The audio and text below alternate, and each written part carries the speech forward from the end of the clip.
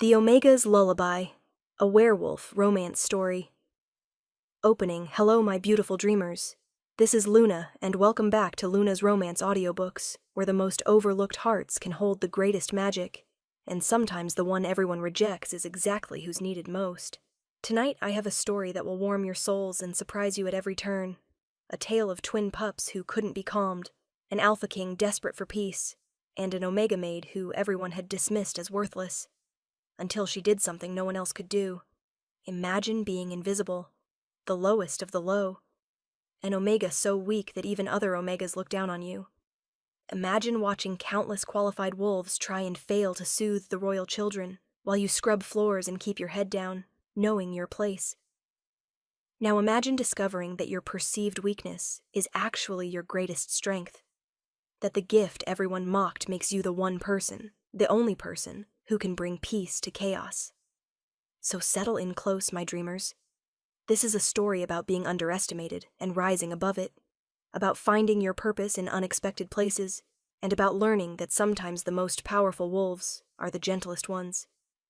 This is the Omega's Lullaby. Prologue, The Broken Omega. My name is Ren, and I am nothing. Not nothing in the poetic sense, nothing in the literal practical sense. I'm Omega, the lowest designation.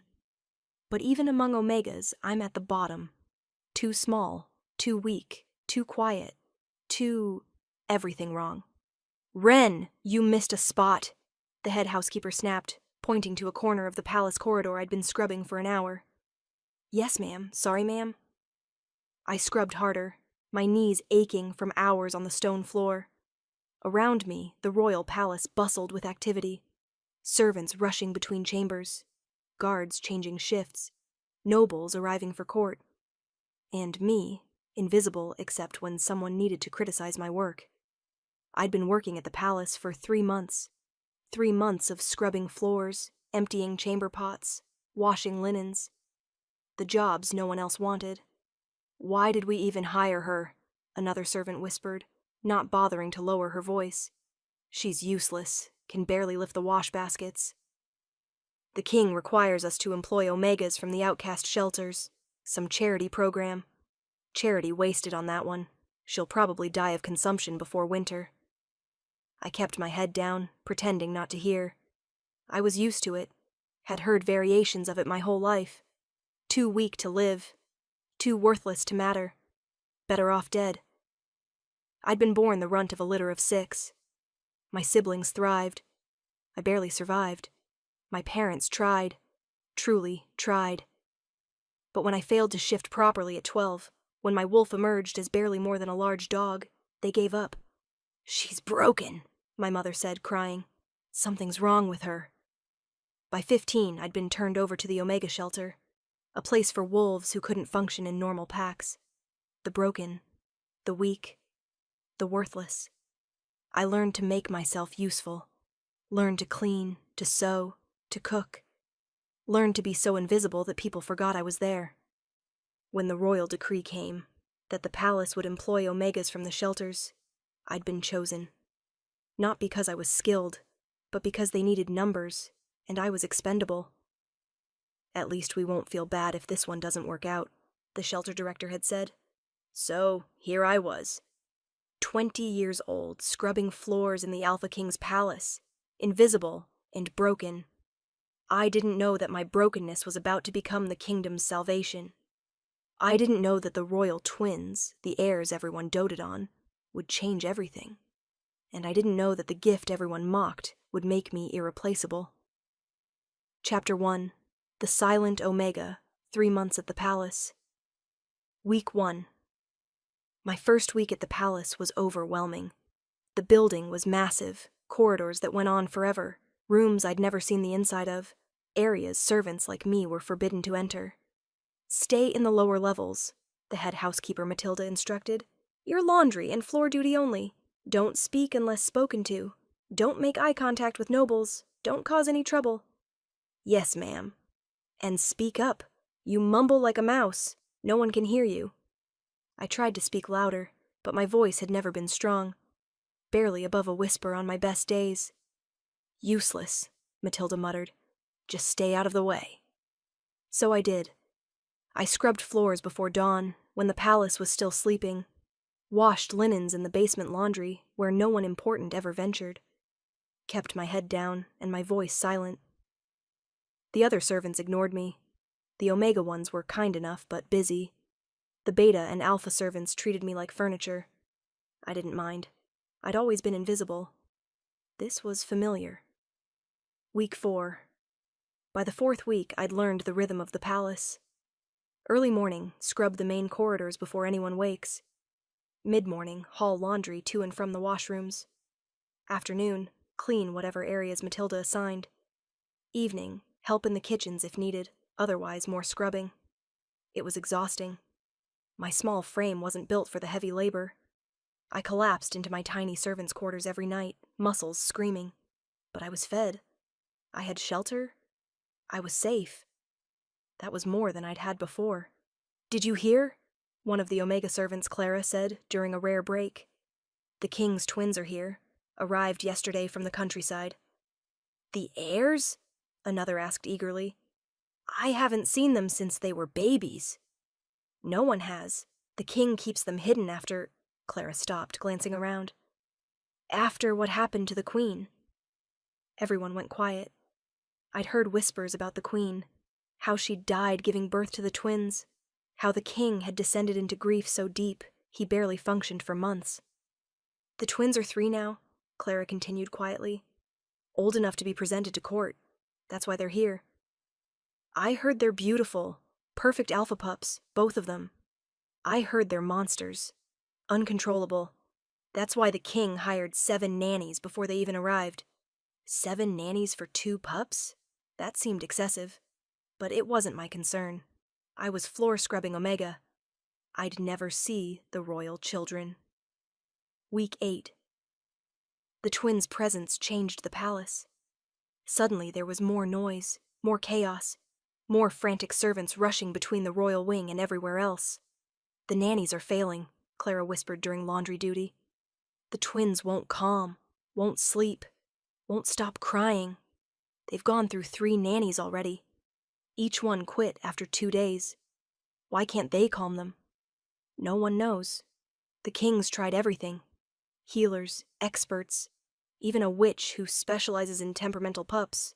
Nothing works." "Maybe they're just spirited," I suggested quietly. Clara laughed. "Spirited? Wren, you haven't heard them. The whole palace hears them. They scream day and night. It's like they're in pain, but the healers say they're perfectly healthy. Poor babies. Poor king, more like. He's desperate, running out of options." That night, I heard them for the first time. I was scrubbing the corridor 3 floors below the royal wing when the sound reached me. Crying. 2 voices overlapping. Not the normal fussing of children. This was deeper. Desperate. Like something was fundamentally wrong. My heart clenched. I knew that sound. Had made it myself as a child, when my wolf wouldn't shift properly, when the pain was so intense I couldn't articulate it. The sound of being broken and not understood. Week 12. 3 months in, and the twin situation was getting worse. 4th nanny quit, Clara reported. Lasted 1 day. Said she couldn't take the screaming. How is the king handling it? Barely. He's trying to rule a kingdom while his children won't stop crying. The council's getting impatient. Some are suggesting the twins are cursed. That's awful. That's politics. If the heirs seem weak or broken, it undermines the king's authority. I thought about that while scrubbing floors, about how quickly people would write off a child as broken, as cursed, as worthless. I'd been written off the same way. That afternoon, Matilda assigned me to scrub the corridor outside the royal wing. The king wants everywhere spotless. Healers coming and going, tracking dirt everywhere. Clean it. I went with my bucket and brush, keeping my head down as always. The crying hit me immediately. Louder here. More painful to hear. A door opened and a woman stormed out. The nanny, I assumed. She looked exhausted and defeated. "I can't," she was saying to someone inside. "I've tried everything. They won't calm, won't eat properly, won't sleep. I don't know what else to do. Please, just one more day. A male voice, deep, tired. The king? No, I'm sorry, Your Majesty, but no. Find someone else, anyone else. She left, nearly tripping over me in her haste. I kept scrubbing, trying to be invisible. The door remained open. The crying continued, and my heart broke a little more with each sob. Chapter 2, The Failed Attempts. Nanny 5, The Expert. The next morning, a new nanny arrived with great fanfare. This is Helga, Matilda announced to the staff. Renowned pup expert. Raised over 100 alpha children successfully. If anyone can calm the royal twins, she can. We all waited hopefully. Helga lasted 2 days. I don't understand, she said, exiting the royal wing looking shell-shocked. I've used every technique, every trick I've learned in 40 years. Nothing works. They just scream and scream and scream. What specifically have you tried? The king asked, his voice strained. Everything. Rocking, singing, feeding schedules, strict routines, flexible routines, scent comfort, wolf bonding time. Everything. And nothing helped? Nothing. If anything, they get worse when I try the standard methods. It's like... She stopped. Like what? Like they know the methods are wrong. Like they're trying to tell us something, but no one understands. The king thanked her and paid her generously for her time, but I could see the desperation in his posture as he closed the door. Nanny 6, the witch. The 6th attempt wasn't a nanny. It was a witch who specialized in child temperament. Sometimes pups are sensitive to spiritual imbalances, she explained to the gathered staff. I'll identify the problem and correct it. She went into the royal chambers with confidence. She came out 3 hours later, pale and shaken.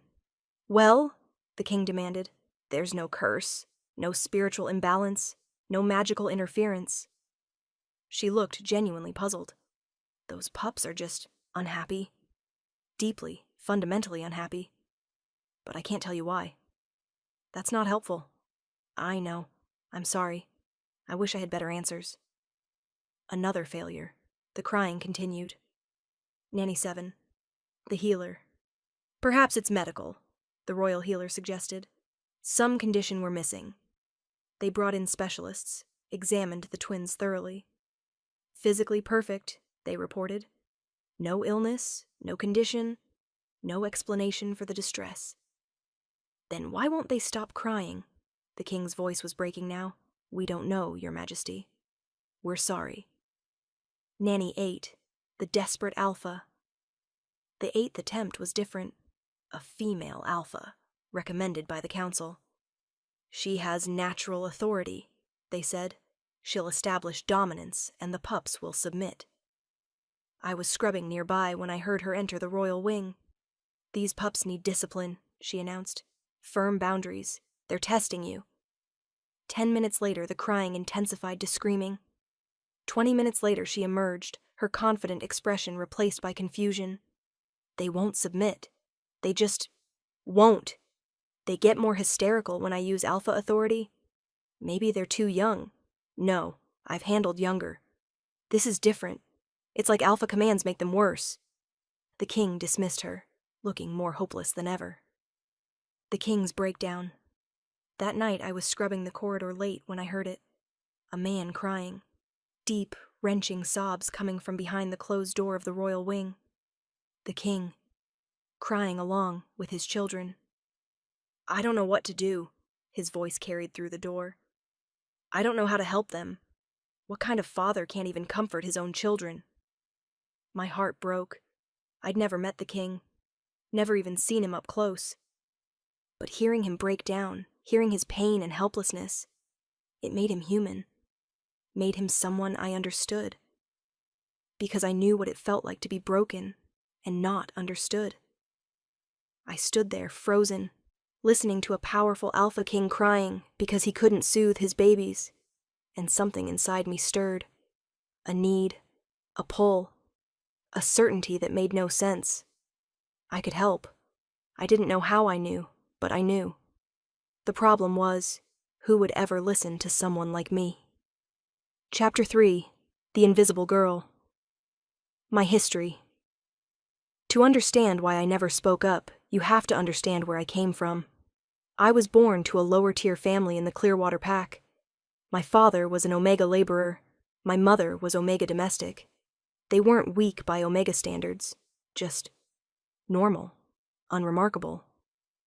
Then I came along, the runt, the one who wouldn't thrive. My siblings shifted easily at 12. I barely managed a half shift, my wolf emerging malformed and tiny. "She's broken," the pack healer said. "Her wolf isn't complete. It happens sometimes with runts. She'll never be fully functional." My parents tried to protect me, but they were Omegas themselves. No power, no influence. By 15, the pack alpha suggested I be turned over to the shelter. "She's a drain on resources," he said. "Better she be with her own kind." Her own kind. Other broken wolves. The shelter wasn't cruel, but it wasn't kind either. It was functional. A place for wolves who couldn't survive in normal pack life. I learned to sew there, to clean, to cook. Basic skills that might make me employable, but employers wanted strong Omegas. Capable Omegas, not broken ones.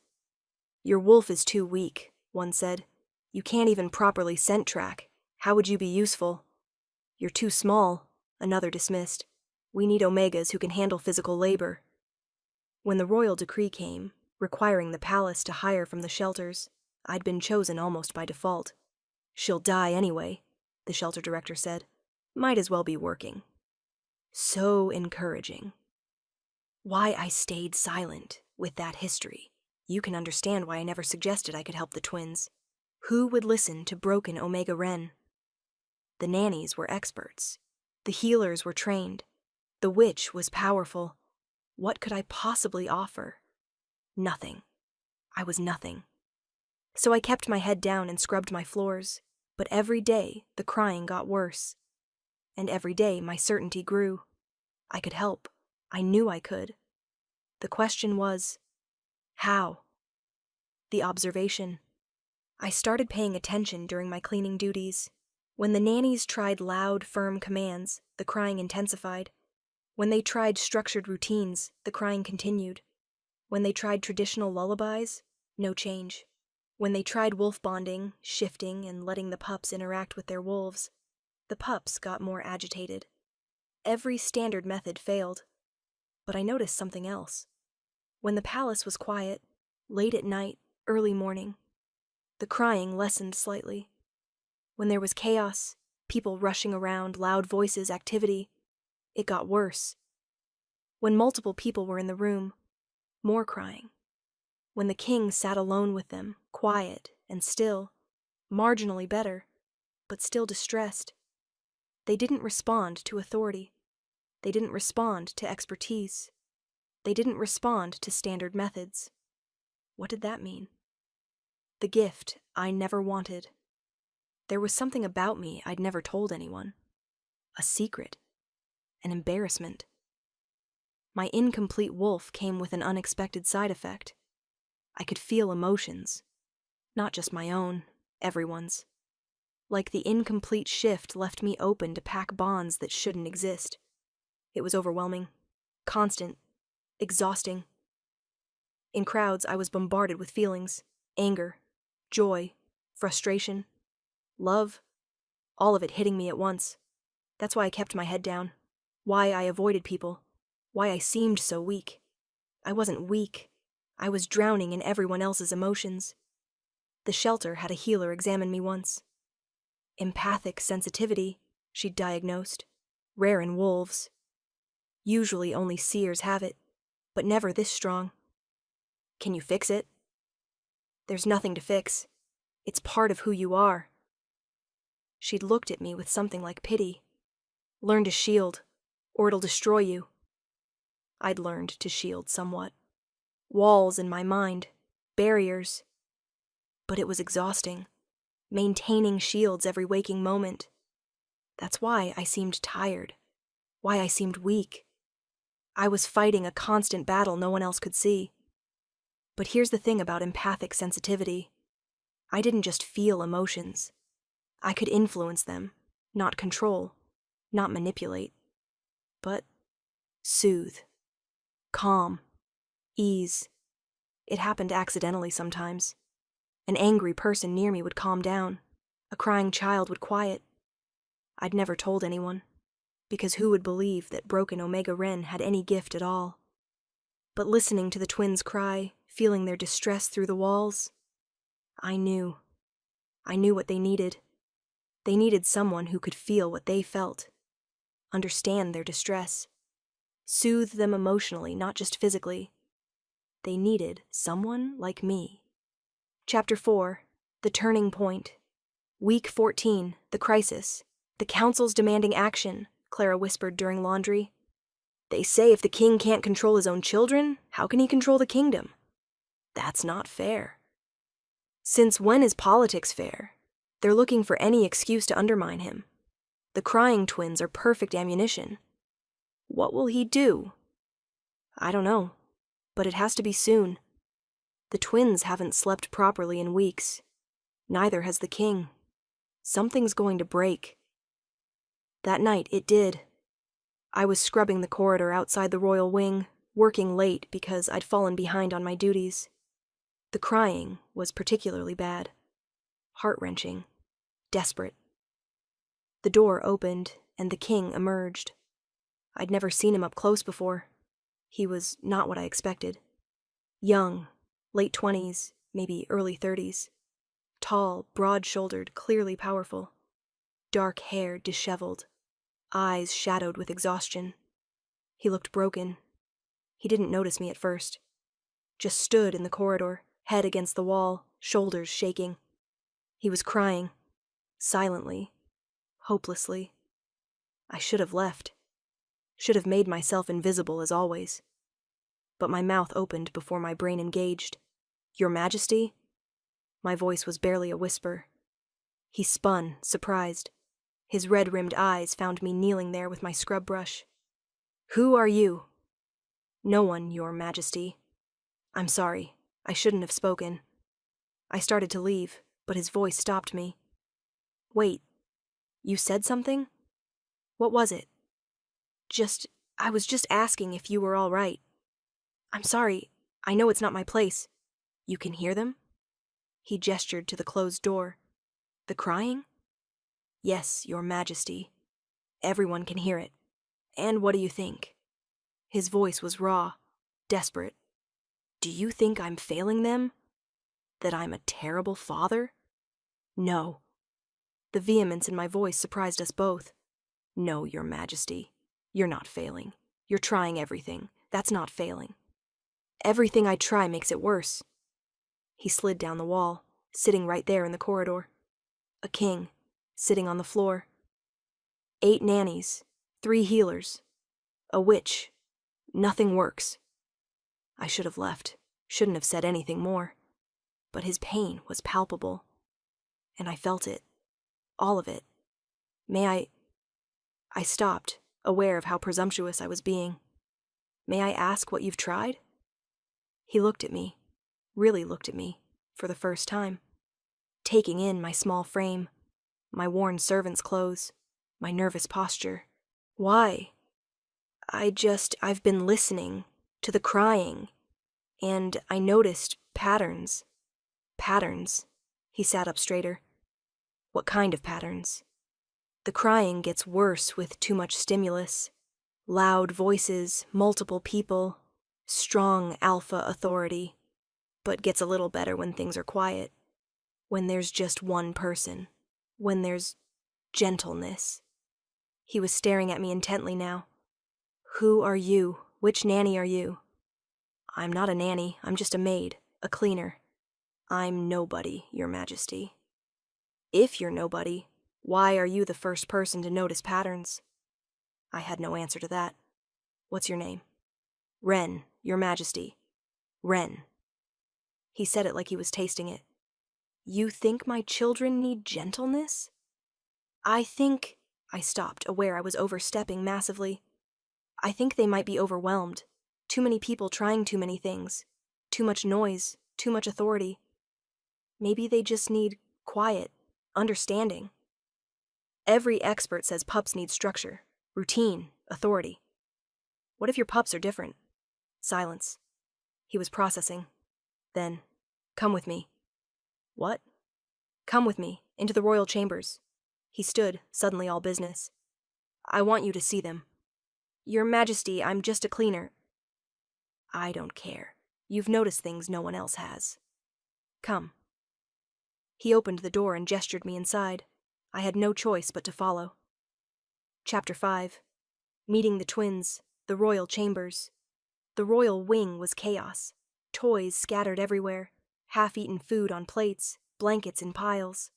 The evidence of desperate attempts to calm the twins. And in the center of it all, 2 cribs. The king led me to them. This is Ash, he said, pointing to one pup. Dark-haired like his father. And this is Ember.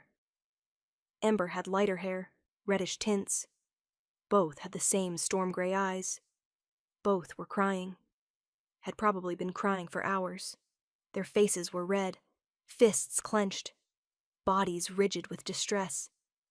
My empathic sense was immediately overwhelmed. Fear, confusion, exhaustion. Pain, not physical, but emotional. They were scared and didn't understand why. They're terrified, I whispered without thinking. What? They're scared, confused. They don't understand what's happening to them.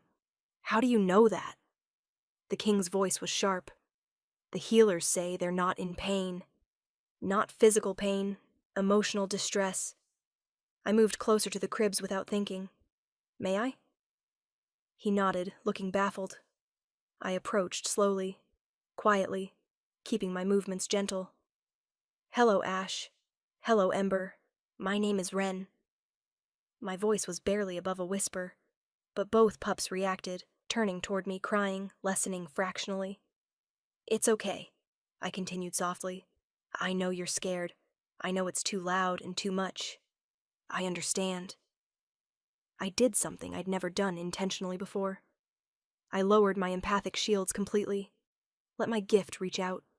Let them feel what I was feeling. Calm, understanding, acceptance. The crying lessened more. Keep talking, the king whispered urgently. Whatever you're doing, keep doing it. You're safe, I told the twins. No one's going to hurt you. No one's going to force anything. We're just going to be quiet together. Is that okay? Ember hiccuped. Ash's crying became softer. I kept up the steady stream of quiet reassurance. Not singing, not commands. Just talking. Acknowledging their distress without trying to fix it immediately. I know it's hard being little. Everything's so big and loud and confusing. But it's going to be okay. You have your papa. He loves you so much. He's trying so hard to help. Slowly, carefully, I reached into Ash's crib. Let my hand rest near him. Not grabbing. Just present. He reached for it. Tiny fist wrapping around my finger. The connection was immediate. Through my empathic gift, I felt his distress more clearly. And I pushed back with calm, with understanding, with acceptance. His crying stopped. Completely stopped. The king made a sound, somewhere between a gasp and a sob. How are you doing that? I don't know, I whispered honestly. I'm just listening, feeling what they feel, telling them it's okay. Ember was watching now, still crying, but quieter. Watching her brother hold my hand. I moved my other hand to her crib. The same slow, non-threatening approach. It's okay, Ember. I know it's scary, but you're safe. I promise. She grabbed my other hand. The connection formed. I pushed calm through it. Her crying stopped too. The royal chambers went silent for the first time in weeks. The king was staring at me like I'd performed a miracle. What did you do? His voice was awed. I just listened and let them know I understood. How? I couldn't tell him about my gift, about being empathic, about being broken. I don't know, Your Majesty. I just felt what they needed. The aftermath. For 10 minutes, the twins were calm, holding my hands, looking up at me with those storm-gray eyes, not crying. Then my empathic shields faltered. The effort of maintaining the connection was draining. The crying started again, but softer, less desperate. "You're exhausted," the king observed. "I'm sorry, Your Majesty. I can't hold it very long." "Hold what?" I didn't answer. He studied me for a long moment. Then, "You're empathic." My eyes widened. "How did you know?" "Only empaths can soothe through emotional connection. I've read about it. Never met one before." His expression was complex. "You've been hiding it." "People don't understand empaths. They think we're weak, broken. I didn't want to be sent away." "Sent away? For having a rare gift?" "I'm Omega, Your Majesty, the weakest designation, with an incomplete wolf shift. I'm already broken. Adding empath just makes me more different." "Different isn't broken." His voice was firm. "And what you just did, calming my children when no one else could, that's not weakness. That's power." I didn't know what to say to that. "Can you do it again? Tomorrow?" I think so. If you want me to. I want you to." He looked at his now softly crying children. "Whatever this is, it's working. More than anything else has worked." "I'm just a cleaner, Your Majesty. I don't know anything about childcare." "You know what my children need. That's more than 8 trained nannies knew." He made a decision. "Starting tomorrow, you're reassigned. You'll be the twins' caretaker." "But I'm not qualified." "You just did what no one else could do. You're more qualified than anyone." He moved toward the door. "Report here at dawn. I'll inform Matilda of the change. Your Majesty, the other servants. They won't accept an Omega caretaker for the royal heirs. Especially not someone like me. I don't care what they accept. You're the only one who's helped my children. That's all that matters." He left, leaving me standing there, 2 royal pups holding my fingers, looking at me with trust. I'd just become the most important person in the palace, and I had no idea what I was doing. Chapter 6. The New Role, Week 15. First day. Dawn came too quickly. I reported to the royal wing as ordered, terrified and uncertain. The king answered my knock, looking marginally less exhausted than the night before. "Wren. Good. The twins have been asking for you." "They can't talk yet, Your Majesty." "No, but they've been reaching toward the door. I think they remember you." He stepped aside. "They had a better night than usual.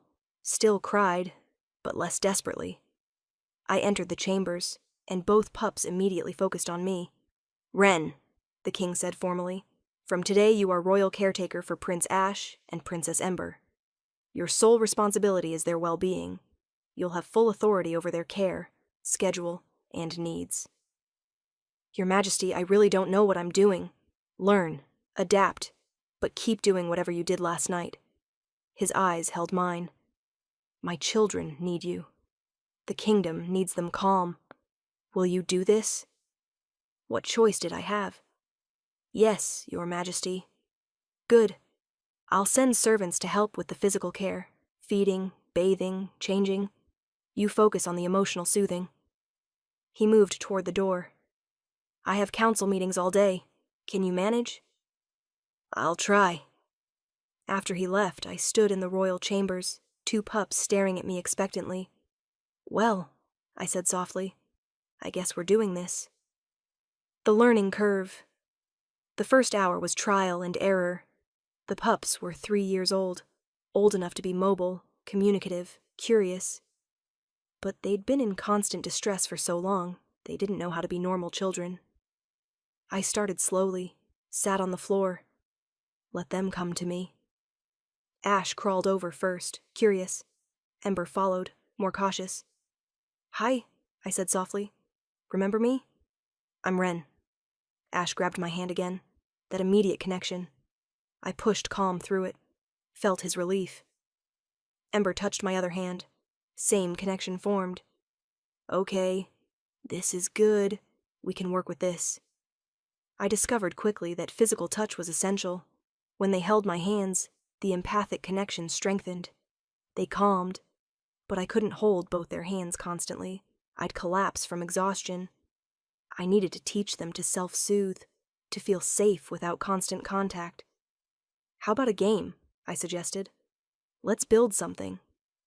I pulled out blocks the nannies had brought, started stacking them. The twins watched, curious but uncertain. Come on, you try. Ash reached for a block. Ember followed. For 20 minutes we built towers and knocked them down. Simple, silly, but peaceful.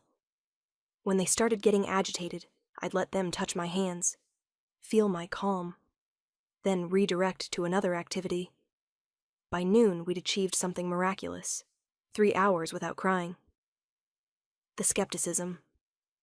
When servants came with lunch, they were shocked. They're quiet, one whispered. How? Just playing, I said softly. The nannies couldn't get them to play. They'd just cry. Maybe they needed someone who understood them differently. Word spread quickly through the palace. The broken Omega was somehow calming the royal twins. Not everyone was pleased. It's probably temporary, I heard one say. She'll fail like the others. She's Omega. How can an Omega care for Alpha heirs? The king's desperate, probably grasping at straws. I tried not to let it bother me, but old insecurities returned. What if they were right? What if this was temporary? What if I failed? The king's return that evening, the king returned to find the twins playing quietly with blocks while I told them a story. He stood in the doorway, staring. They played all day? His voice was odd. Mostly. They got fussy a few times, but we worked through it. How? Just understanding what they needed. When they got overwhelmed, I let them hold my hands, feel my calm. Then once they settled, we'd play again. He entered, and both pups ran to him excitedly. Papa, Ash managed, his first clear word in weeks. The king dropped to his knees, pulling them both close. His eyes were wet. They spoke. They haven't spoken in... He couldn't finish. They're just now feeling safe enough to try, I explained softly. They've been too scared to communicate. What were they scared of? Everything. All the noise. All the people. All the trying. Every nanny made them feel broken, made them feel like they were the problem. I met his eyes. They're not the problem, Your Majesty. Everyone else's approach was the problem. He stood, still holding his children. Stay. Please. Stay as long as they need you. I will, Your Majesty. And Wren. Stop calling me Your Majesty when we're alone. It's Caspian. I can't, that's not appropriate. You're caring for my children. Your family now. Call me Caspian. Family. No one had called me family in years. Chapter 7, The Transformation. Week 16, The Routine. Over the next week, we established a routine. Mornings, gentle wake-up, quiet play, let the twins set the pace. Midday, outdoor time in the private gardens, let them run and explore. Afternoon, nap time, with me sitting nearby, providing ambient calm. Evening, story time, quiet songs, slow wind down. Night, bedtime ritual, hand-holding, gentle reassurance.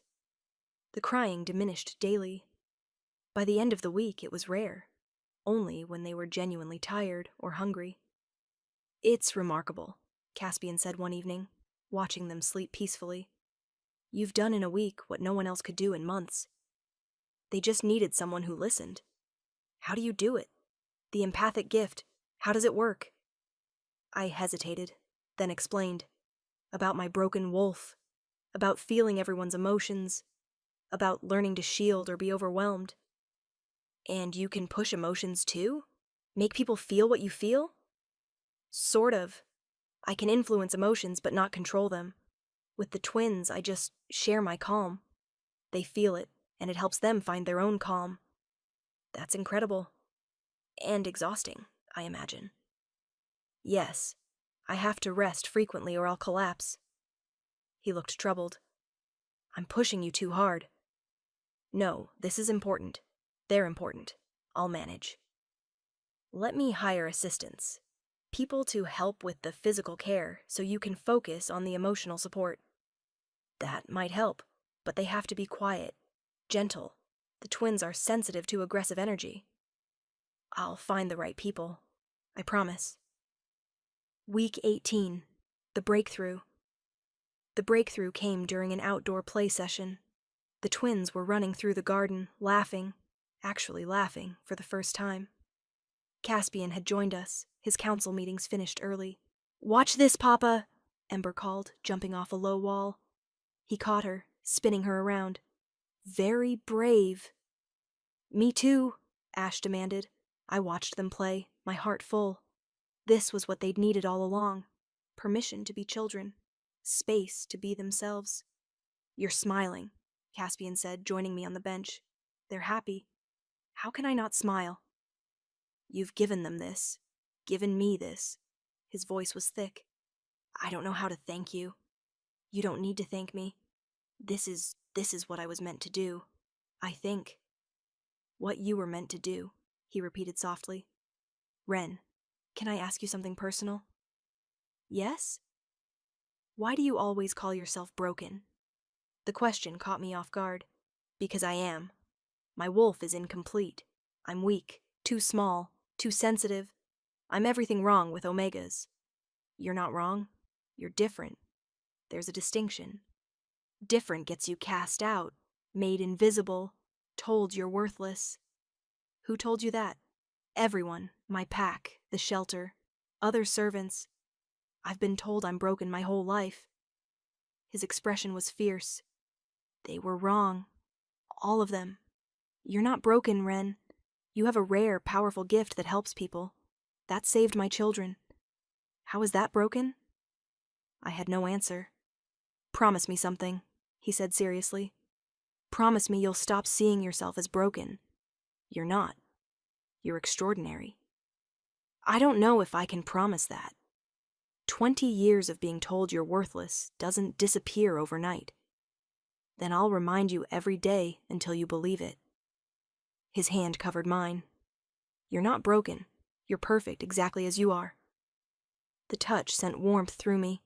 His sincerity reached past all my shields. Maybe, just maybe, he was right. Chapter 8. The Complications. Week 20. The Council. Not everyone was happy with my success. The Council is questioning my decision, Caspian told me one evening.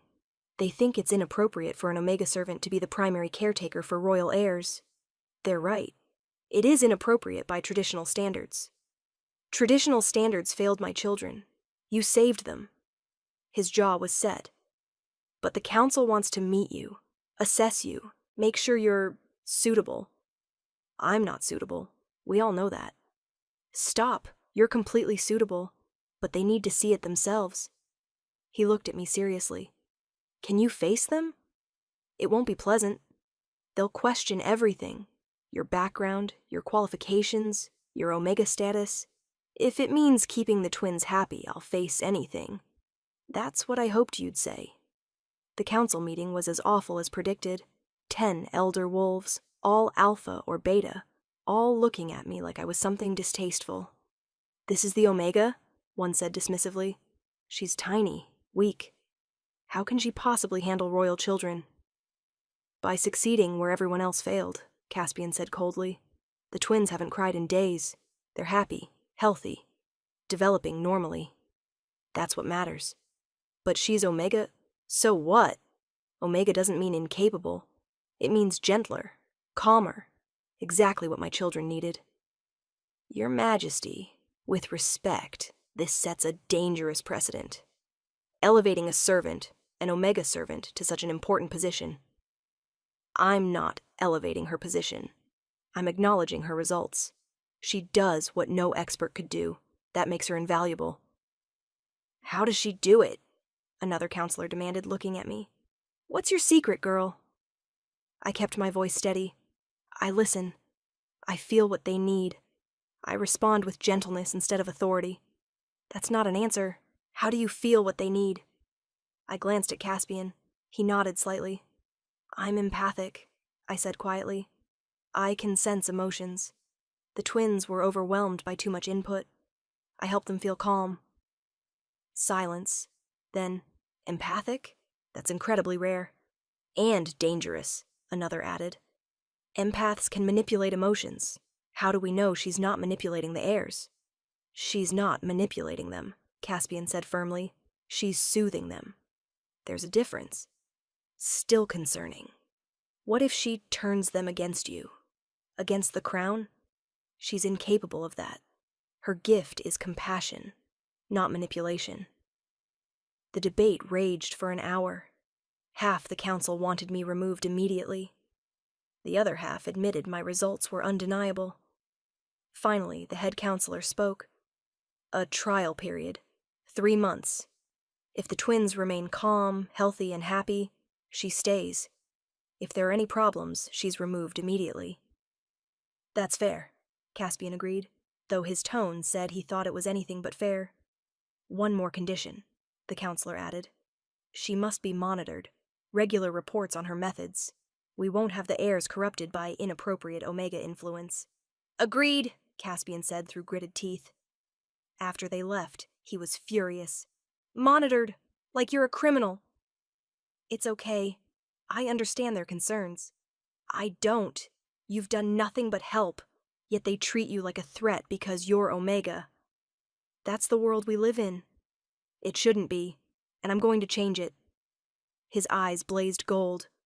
No more Omega discrimination. No more treating people as lesser based on designation. I'll rewrite every law if I have to. That's a big task. Then I'd better start now. Week 24. The breakthrough 6 weeks into my role, the twins had their first full shift. It happened during outdoor play. Ash was running and suddenly, his body rippled. Fur sprouted. He became a small wolf pup. He looked shocked. So did Ember. Then she shifted too. Same ripple. Same surprise. Did you see that? Caspian was amazed. They've been trying to shift for months. Couldn't do it until now. They were too stressed, I said, watching the twin wolf pups explore their new forms. Fear blocks shifting. Now they feel safe enough to try. The twin pups ran in circles, playing, exploring their wolf forms with joy. Everything comes back to safety, Caspian murmured. You made them feel safe. We made them feel safe. You're here too, spending time with them. They need their father. I wasn't here enough before. Too focused on being king. Not focused enough on being papa. You're learning. That's what matters. We watched the pups play, and something shifted between us too. An understanding. A connection. Caspian noticed me shivering. My empathic shields were dropping from exhaustion. You're drained. Come inside. Rest. I'm fine. No, you're not. I can see it. You push yourself too hard. He guided me to a bench. How often do you drop your shields? Constantly. The twins need the empathic connection. All day? Most of it. Ren, that's not sustainable. You'll burn out. I know, but I don't know another way. We'll find one. Together. Chapter 9. The Bond Week 28. Over the next month, something unexpected happened. Caspian and I became friends. Real friends. Not king and servant. Just two people who cared about the same thing. He'd join us for playtime, help with bedtime routines, ask my advice on parenting decisions. Should we start formal lessons soon? He asked one evening. They're 3 now, almost 4. Let them be children first. Lessons can wait. The council thinks a lot of things, but you're their father. You decide. He smiled. You're the only person who talks to me like that. Everyone else is too formal, too careful. Should I be more formal? Please don't. It's refreshing. We'd have long conversations after the twins were asleep, about pack politics, Omega rights, his vision for the kingdom. I want to change things, he said one night. Make Omega protection laws. Require consent for all matings. Ban discrimination by designation. That would help a lot of people. It would help people like you, who've been told they're broken when they're actually gifted. You keep saying that. Because it's true. His eyes held mine. You're the strongest person I know, Ren. You just don't see it yet. The complication. The problem was I was starting to feel things I shouldn't. Every time Caspian smiled at me, my heart raced. Every time he touched my hand, electricity sparked. Every time he praised me, warmth flooded through me. I was falling for him. The Alpha King. The one person completely out of my reach. You're being ridiculous, I told myself. He's being kind because you're helping his children. That's all. But my heart didn't listen. The festival. The turning point came during the Harvest Festival. It was the twins' first public appearance. Caspian wanted them seen by the pack, to prove the heirs were healthy. Will you come? He asked me. The twins will feel safer with you there. I'm just a servant. I don't belong at royal functions. You're their caretaker. You belong wherever they are. His voice softened. Please, I need you there too. So I went. Dressed in my best dress, still plain, still servant quality, but clean. The festival was overwhelming. Hundreds of wolves, loud music, constant activity. The twins clung to me, anxious. It's okay, I soothed. Papa's right here. You're safe. Caspian stayed close, helping me shield them from the worst of the crowd. You're doing great, he murmured. Both of you. When it came time for the king's speech, he brought the twins forward. And me. These are my children, he announced. Prince Ash and Princess Ember. Healthy, happy, growing strong. The crowd cheered. And this, he continued, putting his hand on my shoulder, is Ren, the woman who saved them, who brought peace to the royal household, who deserves all our gratitude and respect. More cheers, but also whispers. That's the Omega? She's so small. How can she possibly... I tried to shrink back, but Caspian's hand kept me in place. Ren represents what I want this kingdom to become. A place where people are valued for their gifts, not their designation. Where strength comes in many forms. Where everyone has a place. It was a political statement, a declaration of intent. And it put a target on my back. The threat that night, after the twins were asleep, I was returning to my quarters when I was cornered. 3 alpha servants. All bigger than me. All angry. You think you're special? One hissed. Elevated above your station because you can coddle some pups? I don't think I'm special. You're making Omegas think they can rise above their place. That's dangerous. I'm just doing my job. Your job is scrubbing floors, not playing at being royal. One grabbed my arm roughly. Maybe we should remind you where you belong. Let her go. Caspian's voice cut through the corridor like a blade. The alphas released me immediately, going pale. Your Majesty, you touched her. Threatened her. That's treason. His eyes blazed gold. Guards! Royal guards appeared immediately. Take them to the dungeon. They'll face judgment tomorrow. Your Majesty, please. You threatened the royal children's caretaker. That's threatening the heirs themselves. Get out of my sight. After they were dragged away, Caspian turned to me. Are you hurt? No, just scared. I'm sorry. I should have anticipated this. Making that speech put you at risk. You were standing up for Omegas. That's important. Not more important than your safety. His hands framed my face gently. I won't let anyone hurt you. I promise. The touch, the intimacy, the protectiveness. My heart couldn't take it. Caspian, I stopped, aware of what I'd almost said. What? Nothing. I should go. Get some sleep. Ren, wait. His hand caught mine. There's something I need to tell you. What? He hesitated then. Never mind. It can wait. Get some rest. But his eyes said something else. Something that made my breath catch. Something I couldn't dare hope for. Chapter 10. The Truth Week 32.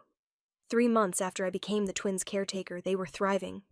Happy, healthy, developing normally, speaking in full sentences, shifting confidently, playing without fear.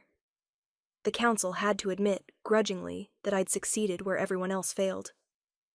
The trial period is complete, the head counselor announced. We see no reason to remove the Omega. She's adequate. Adequate? Caspian's voice was dangerous. She's exceptional. Say it. She's performed well. Say it. She's exceptional, the counselor gritted out. Good. Then we're making her position permanent. Royal caretaker. Official title. Official salary. Official quarters in the royal wing. Your Majesty, that's highly unusual. So was hiring 8 failed nannies. Wren stays. End of discussion. After the council left, Caspian turned to me. You're not a servant anymore. You're officially palace staff. Royal caretaker. That comes with rank, respect, and resources. I don't need rank. You need to be protected. Official status does that. His eyes were intense, and you deserve it. You've earned it. Thank you. Don't thank me. You earned every bit of it. He stepped closer. Wren, there's something else. Something I've been trying to tell you for weeks. My heart raced. What?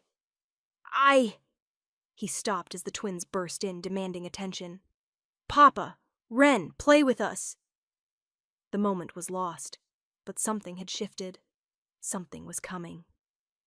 The realization. That night I couldn't sleep. Caspian's almost confession. The way he looked at me, the protectiveness, the intimacy that had grown between us. It couldn't mean what I thought it meant.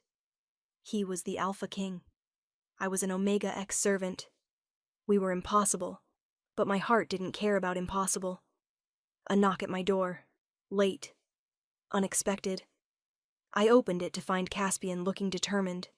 Can I come in? Yes. He entered, closing the door behind him. Taking a breath. I can't wait anymore. I need to say this. Say what? I'm in love with you. The world stopped. What? I'm in love with you, Wren.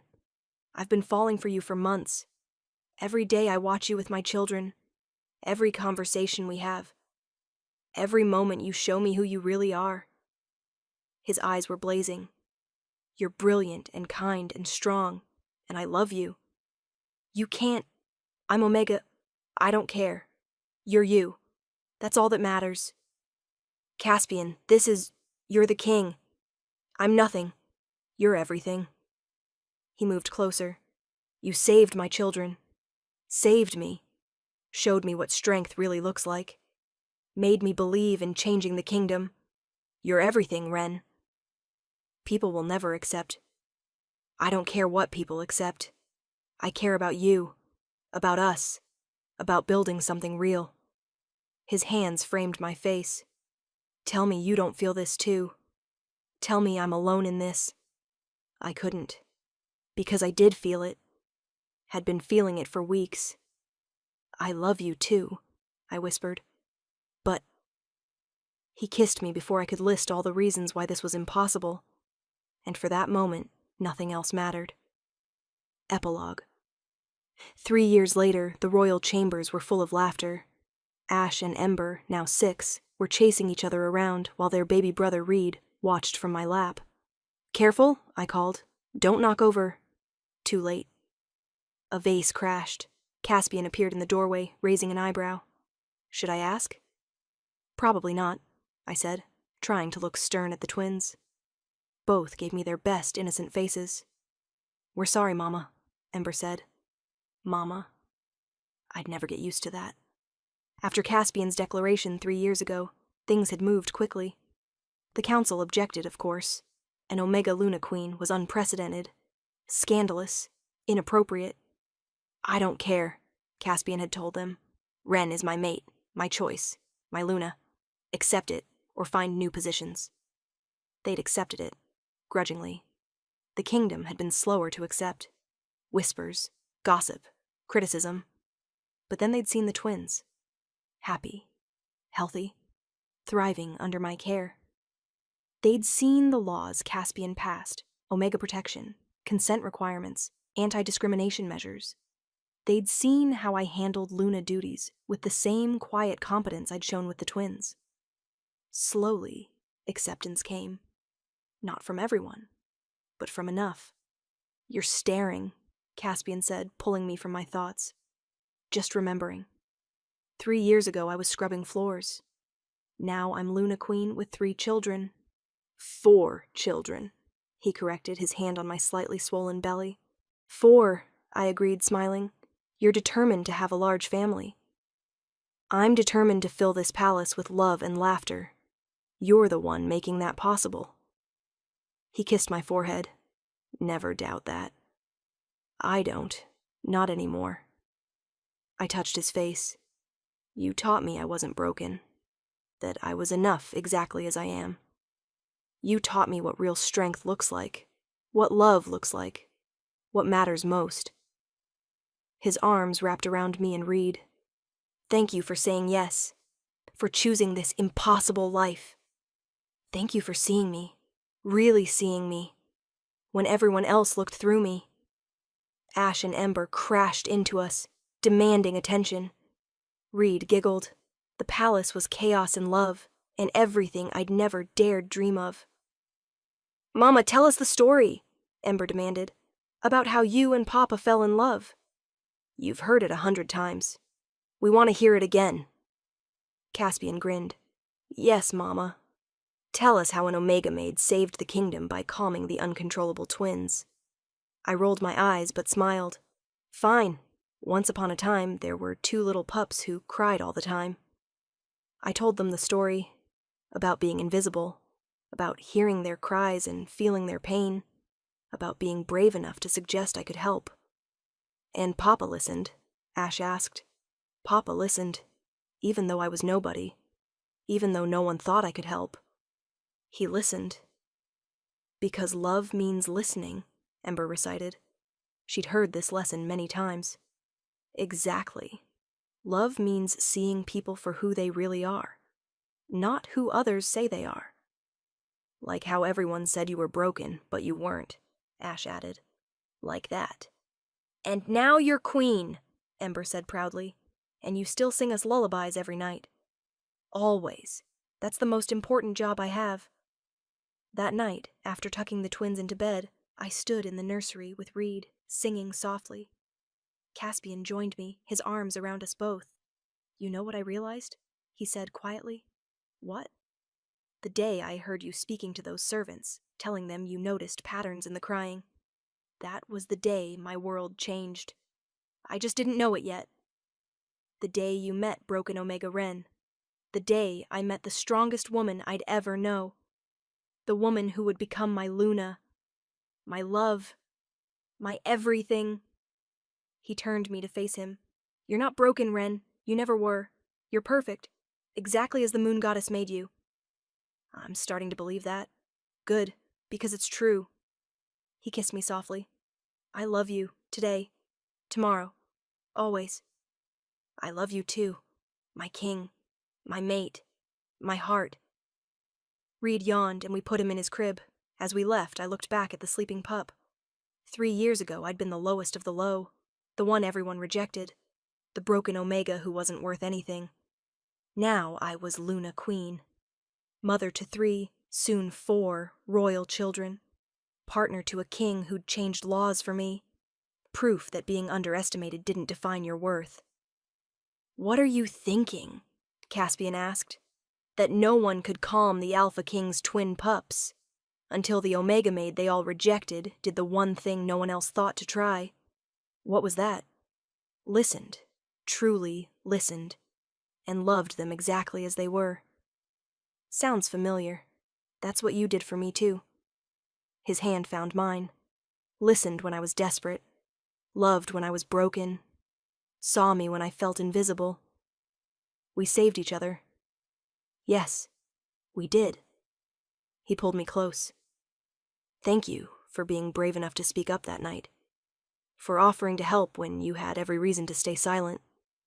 Thank you for listening, for giving an Omega nobody a chance. You were never nobody, Ren. You were always extraordinary. I just had the privilege of discovering it first. We walked to our chambers hand in hand, and I marveled at the journey. From invisible to irreplaceable, from broken to whole, from rejected to cherished. All because I dared to believe I could help. All because an alpha king had dared to listen. And all because two crying pups had needed exactly what only I could give. Understanding, gentleness, and a lullaby sung by someone who knew what it felt like to be broken. Everyone had rejected me, but I'd calmed the twins, won the king's heart, and proven that sometimes the most powerful gifts come in the smallest, quietest packages. And I'd do it all again in a heartbeat. Closing. And there you have it, my beautiful dreamers. The story of Ren and Caspian, proof that being underestimated can become your greatest strength, that the most rejected heart can save a kingdom, and that sometimes the answer everyone seeks is found in the person everyone overlooks. Did this story touch your heart? Did you feel Ren's journey from invisible to irreplaceable? Did you believe in the power of gentleness? Then show me some love. Hit that like button, drop a comment telling me your favorite moment of Ren's transformation, and subscribe to Luna's romance audiobooks so you never miss another tale of unlikely heroes and unexpected love. I want to know, would you have been brave enough to speak up like Ren did? Would you have believed in your gift when everyone said you were broken? Would you have dared to love a king? Tell me in the comments. And speaking of unlikely heroes, our next story is going to absolutely captivate you. It's called The Blind Omega's Vision, and it follows a she-wolf who lost her sight as a child, but gained something else, the ability to see the future. For years, she's been dismissed as broken, her visions ignored as delusions, until the Alpha King comes to her in desperation, needing to know if his kingdom will survive the coming war. What she sees in his future will change both their destinies forever. Until next time, my dreamers, may your perceived weaknesses become your greatest strengths, your quiet voices be heard, and your gentleness change the world. This is Luna, signing off. Sweet dreams, beautiful souls.